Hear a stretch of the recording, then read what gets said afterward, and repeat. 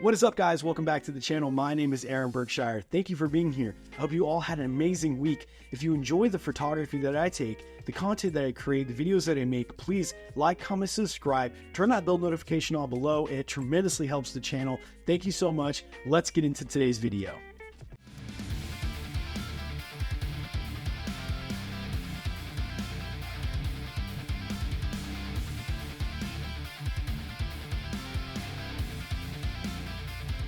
That's right, today we're going to talk a little bit more about the R5 Mark II, some of the specs, some of the things I like about it, some of the comparison and pricing, some of the shared features, is it better than the R5 I, and some of the shared features between the R5 II and the R1 flagship Canon camera. Let's get into it. All right, guys, so first off, this camera is coming in with a 45 megapixel stacked sensor with an electronic shutter with up to 30 frames a second, mechanical shutter 12 frames a second. Still shooting in 14-bit RAW in electric shutter, which is absolutely amazing to have.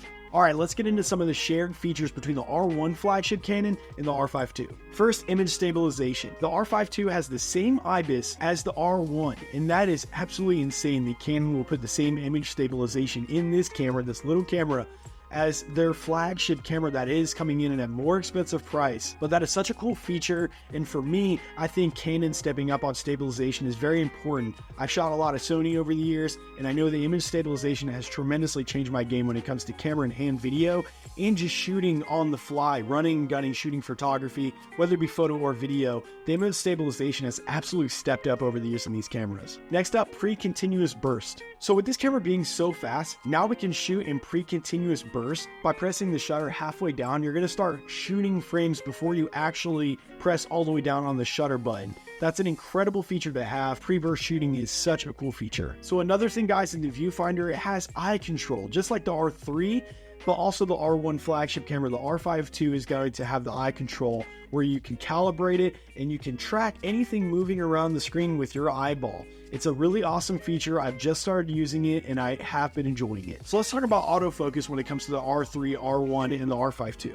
The R5 Mark II has an incredible autofocus system, an incredible tracking focus system, and it is better than the R3, which is still coming in around $4,300, $4,500 even, which is the same price as the R5 Mark II. The R5 II is coming in with a new battery called the LPE6P. It's not going to give you a longer battery life, it's going to give you more juice and more power to do certain features on the camera, like 8K 60 RAW. So maybe that will change with a firmware update soon. Canon will be able to just use our old batteries, but for now you're going to have to buy new batteries for this Canon if you are trying to run something like 8K 60 RAW. The R5 II is a great video camera. With faster readout speeds, it's going to give you a lot less rolling shutter with things like fast action or even flickering lights. So let's talk about coloring. It has C-Log 2, which has been very popular amongst Canon shooters. A ton of dynamic range, and even though I don't shoot in logs much, I know a lot of the shooters that do shoot in C-Log have been very impressed with the capability of the dynamic range and the colors they can get from it.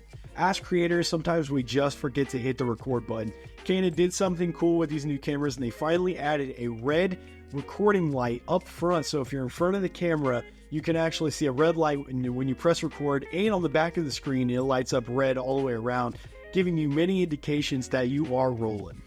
As for overheating, it's a little bit too early to tell. I'm sure there's other YouTube creators that have tested this theory more, but I can only say that I've tracked up to 30 minutes in 4K 120, which I could not do on the R5 I, but I tested it out and I was able to do it on this R5 Mark II. As for 8K 60, some of the other video frame rates, I have not tested it, so that one is too soon to tell. The fact that they packed so many features from the R1 into this R5 Mark II makes you wonder, do I need to splurge for the R1 flagship Canon camera versus just getting an R5 Mark II?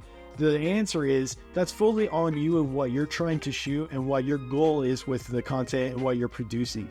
I do not need an R1 because I have an R3 and I have an R5 II. That's enough for me. I shoot football photography, I shoot weddings, I shoot concerts, we shoot product videography and photography, And I do not necessarily need an R1 when the features that I love about it come with the R5 Mark II. So overall, this camera is great for a lot of things. So I'm excited going forward the rest of the year using the R5 II with wedding photography, videography, NFL, sports action, product videography, photography, concerts, portraits. I'm excited for a lot of things when it comes to this camera, and there's so many things I still have to test out, but I wanted to do this video talking about some of the specs and some of the things that I like about it so far, and I'm excited about a lot. So are you interested in the Canon R5 Mark II? Comment below, let me know. And until the next video, peace.